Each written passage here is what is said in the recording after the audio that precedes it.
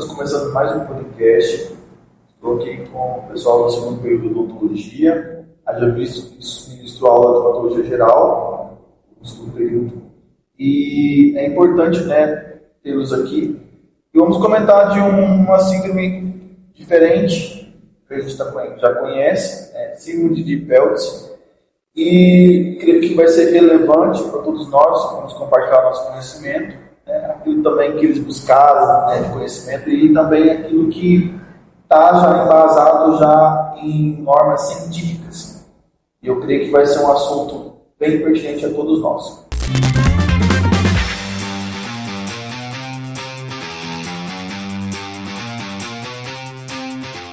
Sejam muito bem-vindos, meninos e meninas, e vamos compartilhar agora, comentar sobre essa síndrome. Deixo vocês abertos para comentar um pouco do fato histórico, quando que surgiu, quem que protocolou, ou se tem algum documento já, algum cientista que ganhou o prêmio por essa descoberta, algo nesse sentido. Gostaria que vocês comentassem, fica aberto a todos do grupo. Essa síndrome ela foi descoberta em 1921, por Jean Peltz. Ele fez essa descoberta através de um caso de uma família. Muito bom, o fato histórico. Era médico essa pessoa ou era um cientista? Como Era um médico holandês. Os holandeses têm muito que nos contribuem muito com a nossa história, enfim, em geral, médica, química, farmacêutica também. Nos devem muito a esses grandes homens aí, pessoas dos séculos anteriores. Você comenta comigo, ou algo no sentido de qual é o primeiro sintoma? O que acontece? O que realmente é essa síndrome de Peltz? O que é genético, hereditário? Como que é isso? Então, a síndrome de Peltz, ela é uma síndrome rara, genética também, e ela aparece as manchinhas na boca, nas mãos também, no rosto. E ela é uma síndrome que a pessoa já nasce com essa síndrome, que ela já vem desde os pais, então a pessoa já vem com DNA. Coloração, alguma coisa, qualquer coisa? Não, a coloração dela é amarronzada, em vez de azul, e dá de confundir um pouco com as sardas. Interessante. E é muito acentuada, bordas arredondadas, ovais, como que é isso? Elas são umas bordinhas mais ovais, arredondadinhas. Professor, ela pode aparecer em volta do corpo também nas mãos e na sola do pé. Nas mãos e no pé, ela pode desaparecer após a puberdade. Tanto o homem quanto a mulher, independente, E fase adulta, por exemplo, o cara pode ter também? Sim, pode. Mas no contexto seguinte, desenvolver ou não? Não, ela já desenvolve na infância. Na infância. Na verdade, a criança já nasce com ela, Pode aparecer as manifestações na infância. Que tratamento, no caso, para isso tem alguma coisa? Tratamento? Porque essa é a parte clínica, a gente identificou tal, mas a evidência para um tratamento. Tem isso? Não, na infância, um pouquinho? O tratamento em si não, porque por ser uma doença genética e hereditária, não se tem um tratamento em si. Mas podemos fazer o acompanhamento, tratar os sintomas, certo? E também ter bastante cuidado por ela ter uma predisposição, a doença de Peltz, ela tem uma predisposição ao câncer. Então, para a gente sempre ter bastante cuidado nessa parte. Quando eu relato, comentei sobre a questão do tratamento, para prevenir que, vamos supor, se for uma mulher ou um homem, no futuro, o homem vai ser pai ou a mãe, então isso pode passar, de repente, para a gente do filho. Isso aqui é o contexto, Então, no caso, infelizmente, não tem como, Porque pode ser que seja propício a isso, Já chamar de genética, E algum artigo vocês tentaram ver mais atual? Tem alguma descoberta nova sobre essa patologia? Por enquanto? Não se tem nenhuma nova descoberta. Como você falou, se passa de pai para filho, de mãe para filho, não se tem um sexo certo para um favorecimento da doença. mas normalmente de 50% a 80% de prevalência de se passar de uma genética para outra. Interessante. O tratamento, ele varia conforme a gravidade. Se tiver uma obstrução intestinal ou indissecção, essa indissecção é quando o intestino ele se vira do avesso para tentar eliminar o pólipo. Aí tem que fazer cirurgia antes dos 20 anos. Teve um caso de duas gêmeas idênticas que tinha essa síndrome, né, tinha manchas também. Uma morreu com 20 anos por causa da indissecção e outra morreu aos 42 anos por causa do câncer de mama.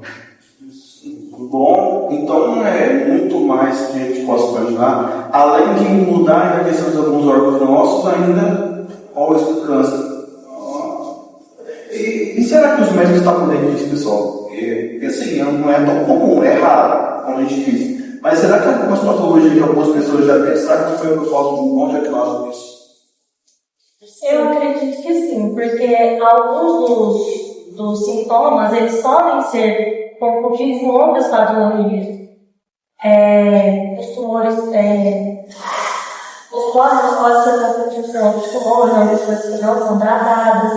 As manchinhas podem ser confundidas com as sardas solares, como a Ana falou. Então, eu acredito que pode ter acontecido alguma negligência, sim. Sério, tem que cuidar muito.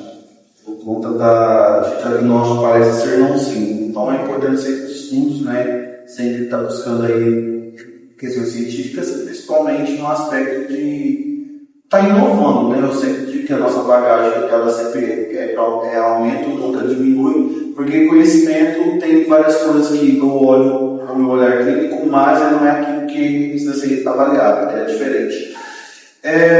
Muito bem.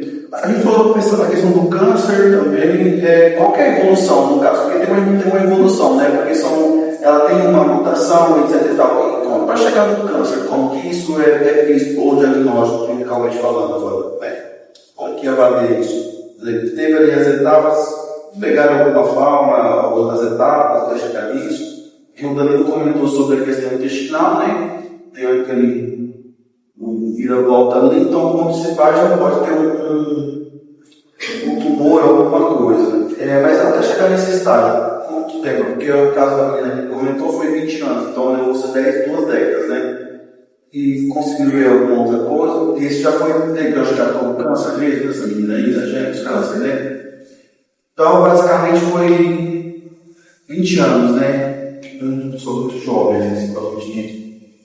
Tem outros artigos que falam sobre como você conseguiu modificar. A questão do câncer, o gene STK11, ele é como se fosse um mecanismo de defesa para evitar os tumores, né? Só que, como ele cresce desordenadamente, o que acontece? Ele começa a gerar os pólipos e vira os tumores benignos, né? E como ele já está desordenado, já está gerando os tumores benignos, então já é uma porta a mais, já deixa a pessoa mais suscetível a desenvolver o câncer. E então o câncer não é só gastrointestinal, pode ser um câncer de mama, um câncer no pâncreas, de ovário, gastrointestinal também, né? Inclusive essas manchas que vocês falaram que pode aparecer não só nos lados, mas em outras partes também do corpo, né? Muito sério isso aí, porque confunde muita coisa. A gente comentou sobre sardas, claro, que vocês falaram, mas tem outros tipos também que pode ser acometido no organismo, a pessoa acha que são falopina, alguma coisa assim, mas esquece que é outros problemas, né? Pessoal, agora vamos falar um pouquinho da relevância dessa síndrome à sociedade. Queria que a Lavina comentasse para nós assim, a relevância, né? Primeiro, antes de vocês responderem essa pergunta, eu quero deixar aberto a todos. Vocês tinham conhecimento dessa patologia já? Foi nova para vocês? Tati, por favor. Eu nunca tinha ouvido falar, não vi, e para mim não foi nova. É uma descoberta que eu achei bem interessante. Eu já tinha ouvido falar, porque apresentei um seminário sobre esse assunto, mas antes disso eu nunca tinha ouvido falar sobre. Mas é um assunto bastante interessante. Fernando, Por ser uma doença muito rara em si, tem muita pouca visibilidade. Eu não se tem, pelas minhas pesquisas, não se tem uma porcentagem correta de quantas pessoas são atingidas no Brasil, no mundo. Isso, eu nunca tinha escutado. Essas meninas falaram de apresentação, e ela tem uma grande relevância na odontologia, porque os características dela são as manchinhas na boca. E o dentista ele pode detectar a síndrome, assim tendo um tratamento mais precoce. Professor, eu acho muito importante a gente discutir esse tema, porque de alertar os pacientes, porque muitas das vezes quando a pessoa tem uma mancha, ela pode ignorar essa mancha, pensar que é uma mancha qualquer, que pode trazer casos graves. interessante. Muito bom, muito bom. Inclusive, é aqui que a gente comenta sempre e deixa eu frisar. Orientação é importante, prevenção é importante, instrumentos para que tenha um diagnóstico melhor são importantes. E o principal, a anamnese clínica, que eu preciso ver, não é nada dinâmico. No primeiro momento é o olhar clínico. Então o cara foi no consultório, ou ele foi na farmácia, ou ele foi no consultório médico, que seja. Eu já vou identificar. Eu estou ali como agente de multiplicador de saúde. Então eu preciso olhar aquele paciente com um olhar diferente disso. Olha, eu identifiquei fora do tratamento com ética total, identifiquei algumas manchinhas, essas manchinhas talvez na consulta eu não abri. Tu comeu alguma coisa diferente, alguma coisa no coração, sempre com jeito cautela, né? São situações. E aí ele vai abrir o olho dele, você não pode assustar o paciente, que tem pessoas que não têm essa coisa, você está com tal coisa, aí já fala o nome da doença, né? O cara sempre de ferro, mal sabe falar, né? A doença. Ele não tem contexto, não fala para ele aqui da cidade. Por isso que eu digo sempre não usar técnico para falar com ninguém, sempre termos que a pessoa consiga te entender. Então vai se colocar, então é sempre importante nós orientarmos. Ressaltando, conversamos primeiro pelos pequenos, pelas crianças, jovens e assim por diante. Independente do que a gente tem hoje, muita tecnologia, muita informação, enfim, mas o papel nosso, independente disso, não é colocar cartaz, ele está falando mesmo, propaganda sempre, orientando essa pessoa de problemas maiores, que é muito triste quando você chega com um paciente que ele não tem mais jeito para você, faz terminal, etc e tal. É assustador. Então, é de sua importância. É um tema que não vou comentar, logicamente não vai ver esse noticiário nos jornais, porque é raro, né? Então, por ser raro, é o que a gente diz que é uma alerta, porque às vezes, como já foi ressaltado aqui também no grupo, vocês comentaram, que por falta de um diagnóstico preciso, deixou de salvar vidas. E quantas doenças que às vezes nós sabemos que acontece isso? Se fosse numerarmos aqui, passaríamos um período. Mas, pensando bem, somos e continuaremos sendo agentes propagandas, ou vamos propagar saúde a todos, independente se for na nossa cidade, no nosso meio que vivemos, no nosso estado e a nível do Brasil. Até porque nós seremos profissionais para qualquer momento, para tudo, Temos uma seccional, que é o nosso estado, vivemos aqui, mas a gente tem que pensar que, independente do paciente, quando formos para outro local, nós funcionamos da saúde de mesma forma.